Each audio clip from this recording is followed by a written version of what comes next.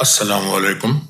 My name is Muhammad Ali Khan Clement John, and this is channel CQ97. This is the third and the last lecture on the Reluctant Fundamentalist. Here I deal with the themes, the characters, and the style of the novel. The themes of this novel can actually be grouped under a single head, and that is fundamentalism. Now, I would encourage you to Google this term fundamentalism or to look it up in a dictionary because there is a certain history behind this word, which I do not want to bring up over here because that will take too much time. But for our purposes, just keep in mind that fundamentalism is a state of mind or an attitude where people, because of an identity crisis, they turn back towards their past, where they try to find guiding principles in their religion, in their nationalism, or in the fact that they consider money to be the end all and be all of life, and that is commercialism. And they also have a concept that they are different from other people, and then we have the theme of the other. So, if you take a broader look at this, it could be said that the themes of this novel are fundamentalism, another theme is identity, one of the themes is nationalism, commercialism, and also the other. So, all these actually can be grouped under fundamentalism.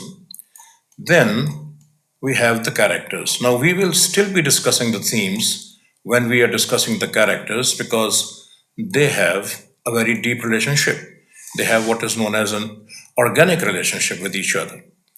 So, first of all, the first character is Changez, the person who is narrating the story. This is a dramatic monologue, as I have stated earlier in my first lecture.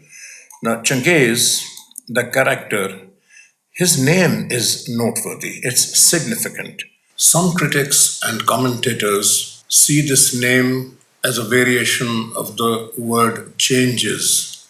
It provides us another angle to look at the name that Chinggis is a change which comes from Asia towards America, and Erica is attracted towards this change, but only for some time.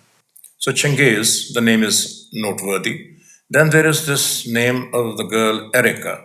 Now, Erica's name is very interesting because many critics say that it is actually the word America which has been shortened into Erica. Some critics maintain that Chris is actually a shortening of the word Christianity. And this is where they maintain that America actually feels lost after having departed from its old Christian values.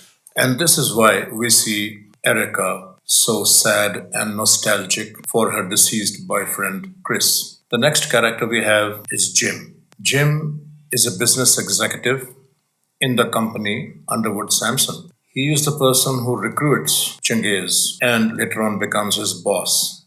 Like Chinggis, Jim is also a success story. He has risen from a middle class family into a very successful position in the firm in which he works.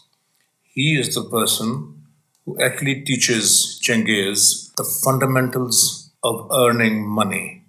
I want you to keep in mind this word fundamentals because fundamentalism can be of many kinds, and one of them is materialism.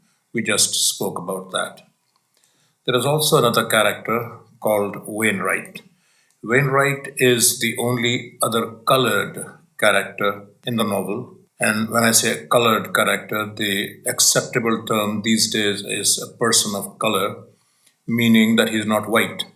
Is the person who, at a certain time, at a certain stage in the novel, reminds Chinggis about the fundamentals. A very important character in the novel, although he has what can be called a cameo appearance, which means it's a short but very effective appearance, is the character of Juan Bautista. Juan Bautista is the person who meets Chinggis in Chile. He tells Chinggis about the Janissaries.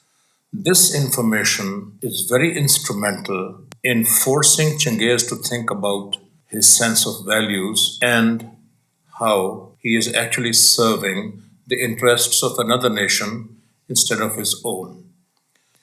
The style of this novel certainly has to be discussed. In my very first lecture, I did mention the fact that it is a dramatic monologue, and I would encourage you to go to that lecture and see what this is all about. I will leave a card up there which you can click and go back to that lecture. I also spoke about irony, and that is in the second lecture. I'll also leave another card about that up in the right hand or left hand corner of the video. You can always go back and see that.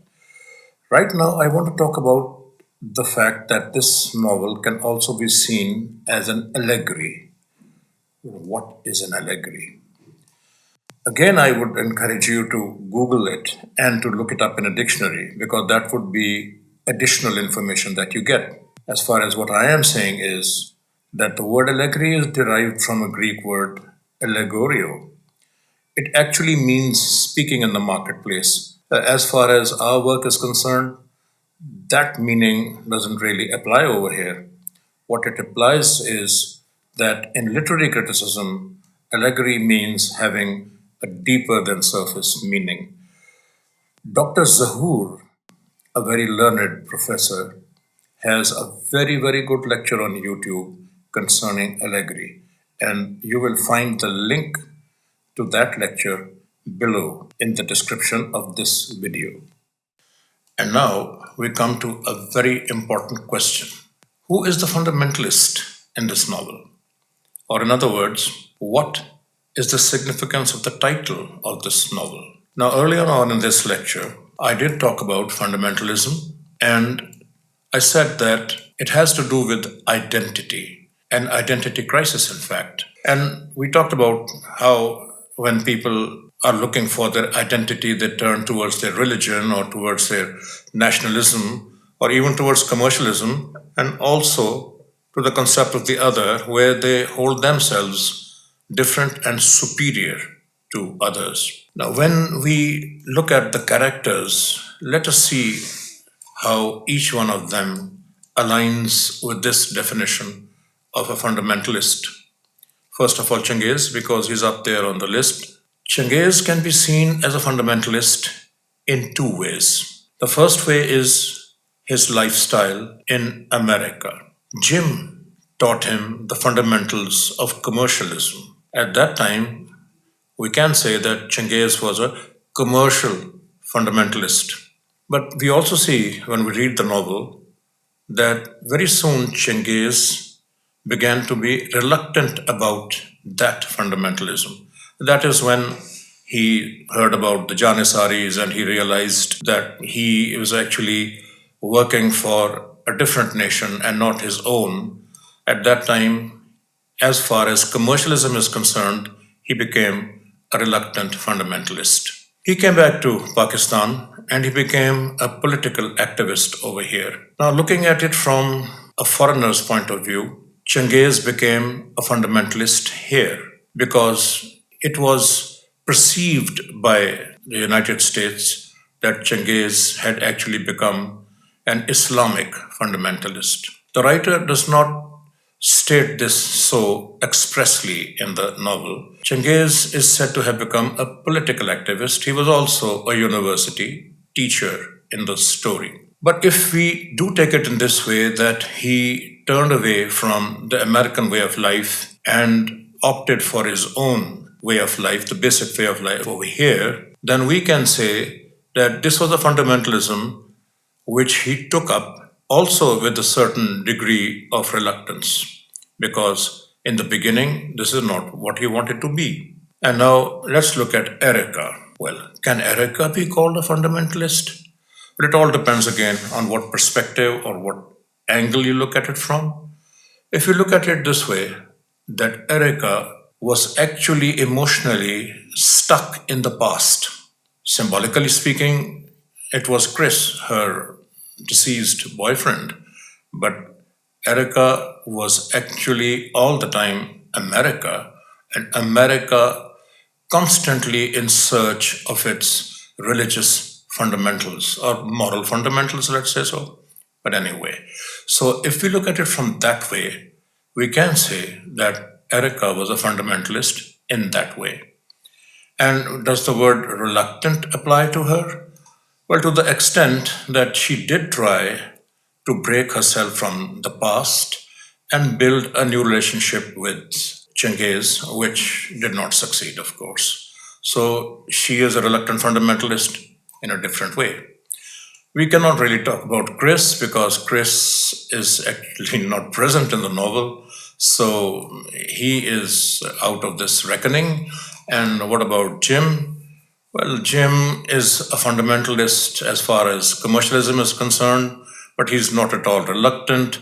So I'm going to pass.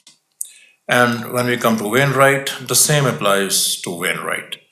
As far as Juan Batista is concerned, well, he is a fundamentalist in his political views and he is not at all reluctant, so that formula does not apply to him. So here we come to the end of this lecture.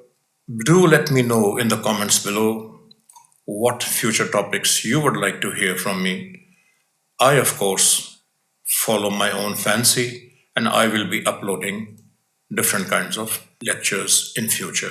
But do let me know in the comments below. Thank you.